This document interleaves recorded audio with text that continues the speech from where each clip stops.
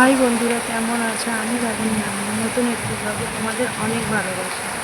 আমরা যেখানে থাকি তার পাশেই একটা অনুষ্ঠান হচ্ছে মন্দিরে, সমুদ্রের পাশে। ভীষণ ভালো করে যে ডেকোরেশনগুলো দেখছেন, খুব সুন্দর।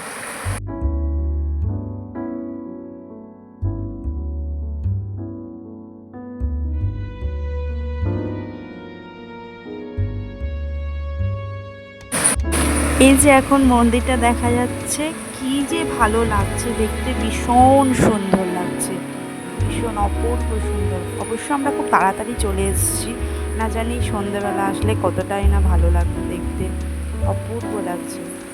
এই যে ঢুকছে আমার ব্যাংকটা আর আমার হাজবেন্ড, এত বদমাইশি করে, দুষ্টুমি করে। ওই যে যাবে না, বাবার হাত ছেড়ে দিল। ওপরে দেখছে, ও দেখছে মা বাপি কোথায় নিয়ে আসলো আমাকে।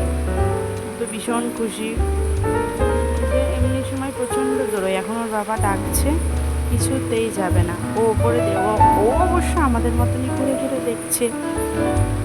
দেখুন, আপনাদেরও দেখাই, দেখুন কি ভালো লাগছে উপরে ডেকোরেশনটা। না জানি রাত্রেবেলা আসলে কি যে ভালো লাগতো দেখতে, লাইটিংটা কত সুন্দর, এখনই এত ভালো লাগছে দেখতে।